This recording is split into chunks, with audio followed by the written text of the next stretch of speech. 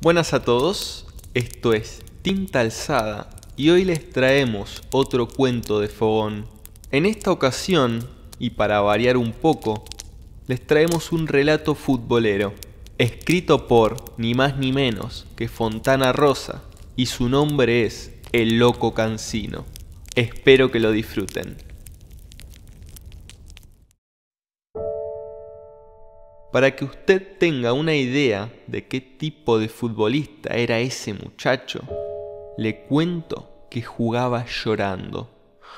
Pero no le digo llorando porque protestaba o porque se la pasaba quejándose a los árbitros o esas cosas que nos han dado a los argentinos la fama de llorones. No, el Loco Cansino lloraba en serio, con lágrimas, desconsoladamente mientras llevaba la pelota. Yo lo he visto. Parece algo digno de risa, pero créame que era una cosa bastante impresionante. ¿Cómo decirle? Angustiante. Cansino entraba a la cancha muy serio. No sé si concentrando o qué, pero usted lo veía serio, el ceño fruncido, con la vista perdida sobre el césped. Parecía que no se fijaba ni en los adversarios ni en la gente que había ido a la cancha. Y le aseguro que por ese entonces iba muchísima gente a la cancha de Esparta, muchísima, porque tenían un equipazo. Jugaban el Gringo Talamone, el Negro Oroño, Sebastián Drapo, que después fue a Racing, la Garza Olmedo, que era el arquero, y otros más que ahora escapan a mi memoria, pero que ya me voy a acordar. Pero la figura era Cansino sin duda alguna, el Loco Cansino. Y mientras el partido iba bien, digamos, mientras no fueran perdiendo, Cansino se mostraba normal, calmo, tranquilo. Jugaba ahí, en su punta, participaba poco del juego, la pedía de vez en cuando, al estilo de los viejos punteros derechos que no se movían de al lado de la raya.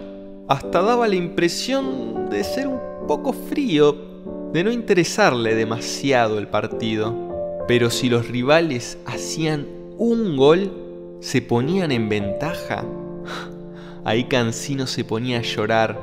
No le voy a decir que se ponía a llorar de golpe, de repente, pero era una cosa como que entraba a hacer pucheros, a aspirar aire, a fruncir la cara, y ya la gente empezaba a prestarle más atención a él que al partido, porque sabía que Cansino se iba a largar a llorar. Era una cosa bastante dramática, permítame que le diga, bastante dramática. ¡Aguante, Cansino! No es nada, loco, ya van a empatar, no llores, lo alentaban desde la tribuna, porque a la gente le daba no sé qué verlo así, tan sentido. Pero se largaba a llorar nomás, como los chicos.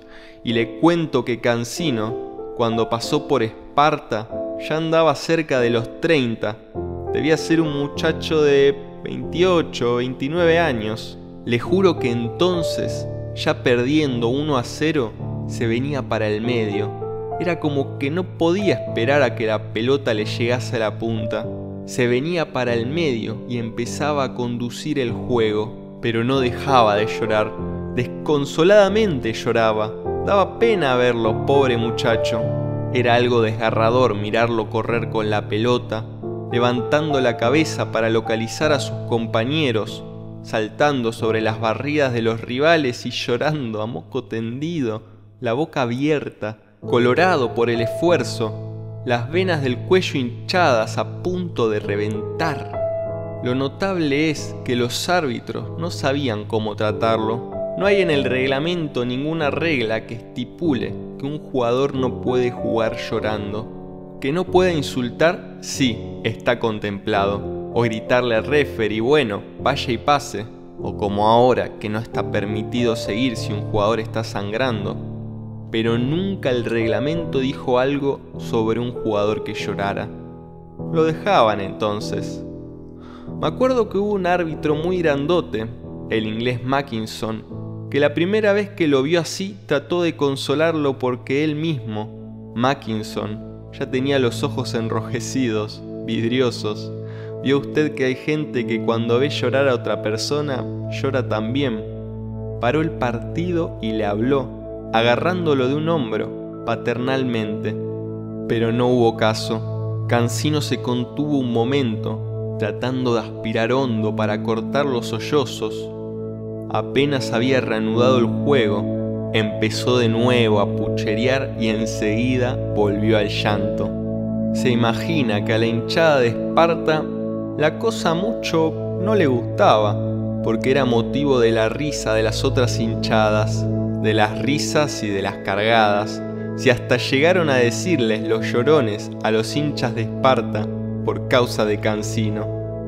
Por otra parte, en esos momentos era cuando Cancino, desesperado por el resultado adverso, podía conseguir los milagros más conmovedores, futbolísticamente hablando. Era ahí cuando se hacía dueño de la pelota y podía dar vuelta a un resultado con una facilidad asombrosa. Gambeteaba de a 4, de a 5 rivales, hacía jugadas que yo, después, no he visto hacerlas a nadie. Podía dar vuelta a un partido él solo, aunque fuera perdiendo por 3 o 4 a 0. Después, cuando Esparta lograba empatar, Cancino ya se calmaba. Casi ni gritaba el gol del empate, le digo. Se abrazaba con sus compañeros, eso sí, y se limpiaba los ojos con la manga de la camiseta, o con un pañuelo mugriento que siempre llevaba en la media. En ocasiones, los mismos árbitros le alcanzaban un pañuelo, y en una oportunidad lo vi secarse los ojos con el banderín del córner, luego de lanzar el centro que determinó la paridad en el marcador. Escaso nivel de resistencia ante la adversidad. Así me lo definió el doctor Suárez una vez que le pregunté, preocupado por el caso de Cancino, porque, indudablemente, como periodista deportivo del matutino Democracia, el caso me interesaba. Consulté a Suárez a sí mismo, y ya en otro orden de cosas, si había alguna condición física, alguna anomalía incluso, que generara esa capacidad que Cancino tenía para la gambeta. A veces se presenta una distorsión congénita.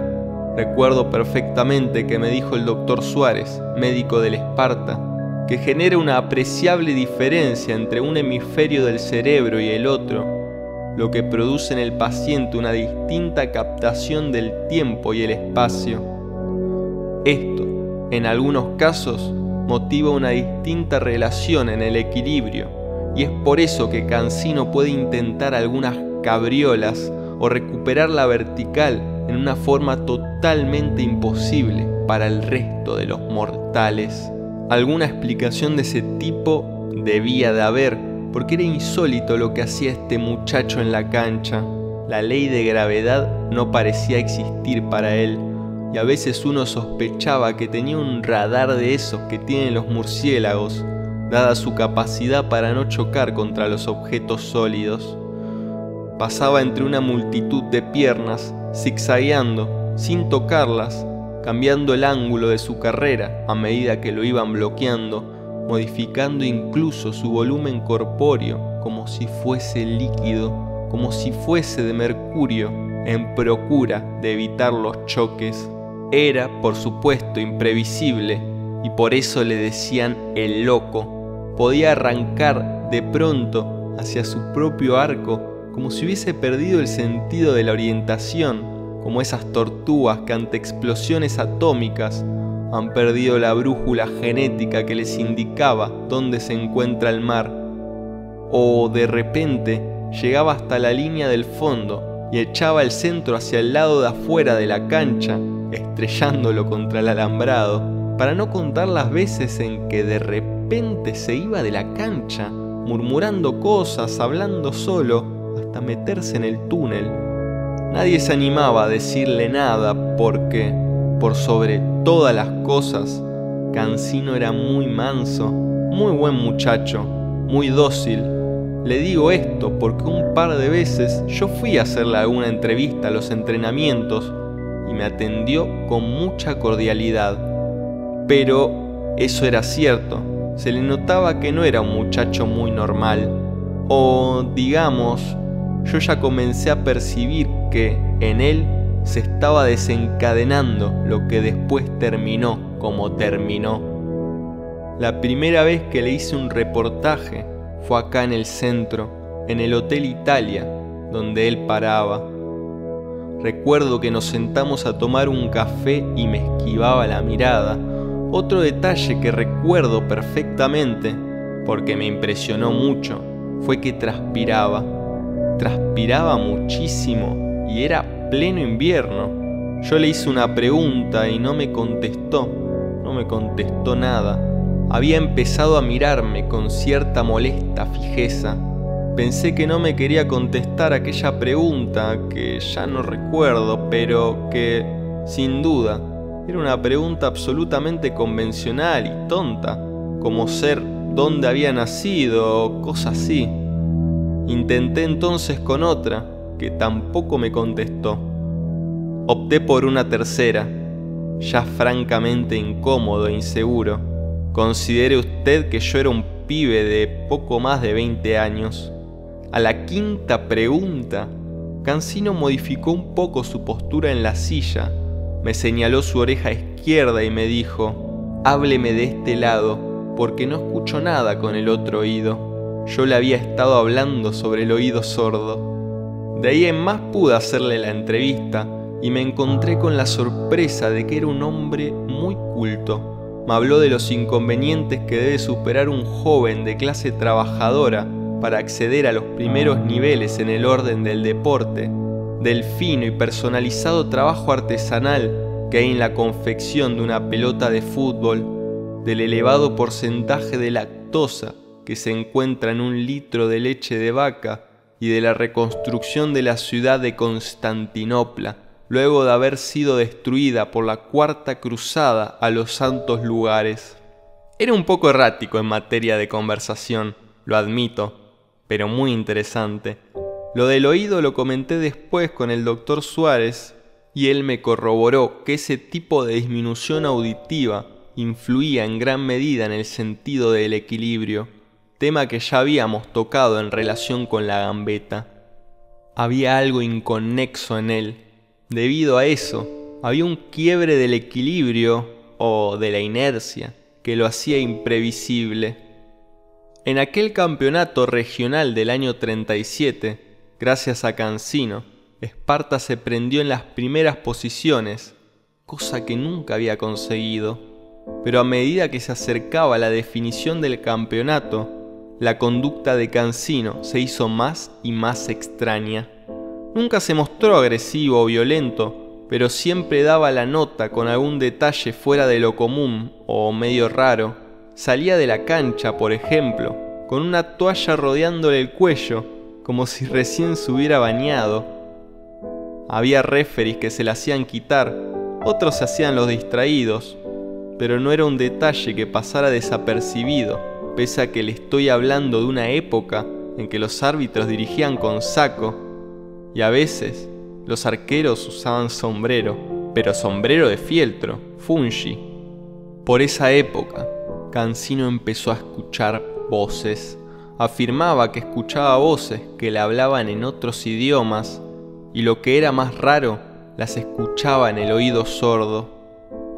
En Esparta lo tenían entre algodones, preservándolo para la final, especialmente el ingeniero Wernick, el presidente del club. Wernick, muy preocupado, me decía: yo fui el que lo traje al club.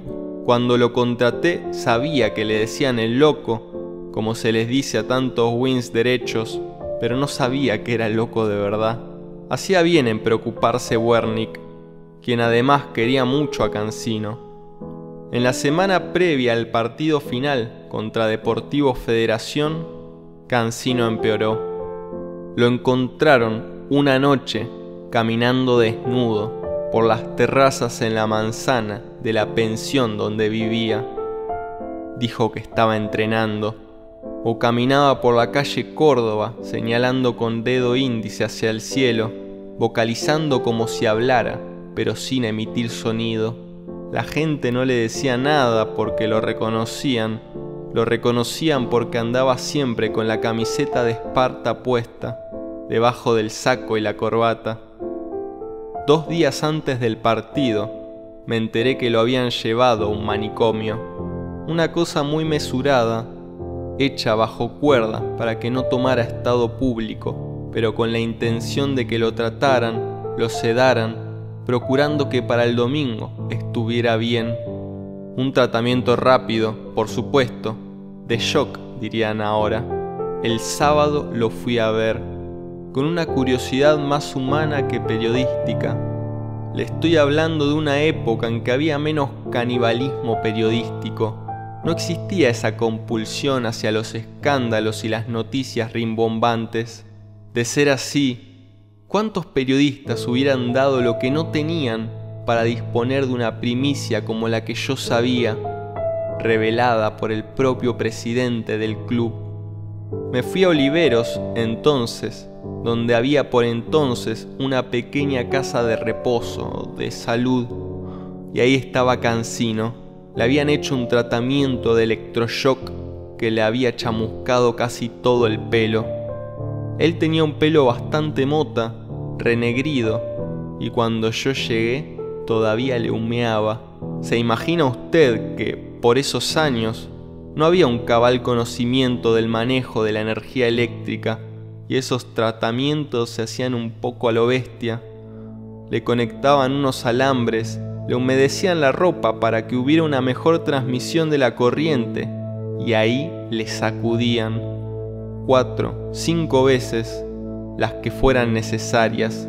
El doctor que estaba a cargo del establecimiento me dijo que también le habían suministrado unas inyecciones de láudano, tilo y mercurio para tranquilizarlo. También me contó que indudablemente la práctica del fútbol había empeorado la disfunción mental de Cancino, aquella descoordinación entre un hemisferio cerebral y el otro, de la cual me había hablado Suárez. Cada vez que este muchacho va a cabecear, y cabecea, me dijo, el cimbronazo del impacto descoloca un poco más la armonía entre un hemisferio y el otro, haciendo más grande la grieta entre ambos. De todos modos, la verdad es que Cancino lucía tranquilo, calmo, se paseaba entre los otros pacientes con una sonrisita por esa especie de parque que tenía la clínica. Me reconoció enseguida y fue muy cordial conmigo. Me dijo que iba a jugar al día siguiente, que estaba perfecto. Me preguntó si yo sabía idiomas, porque creía reconocer la voz mía entre las voces que solía escuchar habiéndole en portugués. Le dije que no, que lamentablemente solo hablaba castellano. Incluso en un rasgo de sensatez me consultó cuál sería la formación del equipo de Sportivo Federación al día siguiente y si había llegado al país en el dirigible Hindenburg. Ahí la pifiaba feo, porque Federación era un club de acá nomás, de Roldán, pero no lo encontré mal dentro de todo. Al día siguiente, el domingo, fui a la cancha. Había un gentío impresionante. Era la final, creo que ya le dije. Y el loco Cancino salió con el equipo, lo que provocó una algarabía enorme entre la hinchada de Esparta, porque había trascendido sobre su internación y había rumores de que no iba a jugar. Humeaba un poco todavía, o al menos así me pareció a mí, pero también es posible que haya sido ese vapor que se desprende de los jugadores cuando están transpirados por el calentamiento previo y salen al frío del invierno. Eso sí, lo noté algo descoordinado en los movimientos. Se hizo la señal de la cruz. Yo no sabía que era tan católico, tocándose la frente, un hombro, la cadera, la rodilla derecha y el otro hombro. Luego se le producía un estremecimiento facial, una contracción como la que ocurre cuando uno bebe algo muy ácido, pero estaba bien. La cuestión es que empezó el partido y Federación metió un gol, así nomás, de arranque. Y por supuesto, curado o no curado, contenido o no contenido, el loco se largó a llorar. lo que produjo la burla, la cargada, el sarcasmo de la hinchada rival que había llegado en buen número. Era algo contradictorio porque, como ya le he contado, Cancino lloraba y metía pierna como el que más, trataba más fuerte que ninguno y gambeteaba cuanto rival se cruzara. Sin embargo, todo su esfuerzo fue en vano. Cerca del final del primer tiempo, Federación metió el segundo gol. Era más equipo. Buscar otras explicaciones sería faltar a la verdad. Más equipo. Empieza el segundo tiempo y el loco estaba desatado. Lloraba y metía centros, lloraba y pateaba al arco, lloraba y eludía a los adversarios. Cerca de los 20 minutos hizo una jugada bárbara y se metió en el arco con pelota y todo, 2-1. En eso, yo, que estaba agarrado al alambrado, cerca de los palcos para la prensa y las autoridades, entre el griterío de la gente, escucho una sirena. Me doy vuelta y veo llegar, por detrás del estadio, una ambulancia a toda velocidad. Enseguida entran al estadio un par de enfermeros con el médico que yo había conocido en la casa de salud de Oliveros y se dirigen corriendo hacia el palco del ingeniero Wernick. Me acerco entonces, a riesgo de que me consideraran un entrometido, y escucho que el médico le cuenta al ingeniero que Cancino había matado a uno de los pacientes de la clínica. Se suponía que lo había degollado con un vidrio durante la noche, pero había escondido el cuerpo bajo la cama de su propia habitación y los enfermeros recién lo encontraron al mediodía, cuando a Cancino ya le habían permitido volver a Rosario para jugar el partido. Según el médico, había que encerrarlo de inmediato porque era muy peligroso. Yo vi la cara del presidente y comprendí de inmediato el intenso conflicto emocional que lo invadía en esos momentos. Cancino era fundamental para alcanzar el empate que les permitiría consagrarse campeones. Le pidió, entonces, le rogó al médico que le diera a Cancino 10 minutos más de libertad. El médico accedió, en parte porque le gustaba el fútbol, en parte porque estaba esperando la llegada de la policía para dominar a Cancino. 10 minutos después, exactamente 10 minutos después, Cancino hizo otra jugada extraordinaria y le sirvió el gol al Valija Molina, un nuevo grandote que era muy bruto, pero que siempre la empujaba adentro. Molina hizo el gol y, automáticamente, toda la hinchada de Esparta invadió la cancha para festejar. Fue lo que aprovecharon la policía y los enfermeros, junto con nosotros, para correr hacia donde todos los jugadores de Esparta celebraban apilados. Una decisión providencial, creo. Cuando llegamos hasta la montaña de jugadores, debajo de 2 o 3 de ellos, Cancino, rojo, desencajado, estaba estrangulando a Sturm, al petizo Sturm, el 4 de su propio equipo, con un alambre de enfardar. Se le tiraron encima los enfermeros, los policías y hasta el presidente mismo para contenerlo.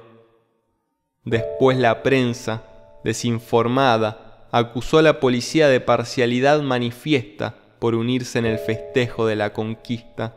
Lo cierto es que, en el remolino de gente, lo agarraron a Cancino entre muchos y se lo llevaron para el túnel.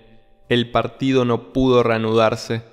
Había mucha gente dentro de la cancha y en realidad faltaban nada más que 2 minutos. Entre la algarabía de la hinchada, yo escuché las sirenas de las ambulancias y de la policía alejándose. Fue la última vez que pude ver a Cancino. El club notificó luego que lo habían vendido a Montevideo. Hubo trascendidos de que se había retirado del fútbol, pero lo cierto es que nadie supo nada más de él. Quedó como un héroe, eso sí. Vaya usted y pregunte a los viejos hinchas de Esparta por el loco Cancino y todos se van a llenar la boca de elogios hablándole de él. Yo estuve tentado un par de veces de irme para Oliveros porque tenía la sospecha de que lo habían vuelto a encerrar allí, pero vio cómo son estas cosas, va pasando el tiempo, uno se ocupa de otras cosas y al final no va nunca. Pero qué win derecho era el loco, qué win derecho. Hasta acá llega el cuento de hoy. Espero que lo hayan disfrutado. Si es así, pueden ayudarme dejando un like y comentando acá abajo qué les pareció. Además, también pueden dejarnos qué otros cuentos futboleros o de otros deportes también les gustaría escuchar en el canal. Y si les gusta el contenido que subimos, tanto audiotextos como análisis literarios, pueden suscribirse y darle a la campanita para que YouTube les avise cada vez que subimos un video nuevo. Esto sería todo por mi parte. Gracias por estar acá y hasta el próximo texto.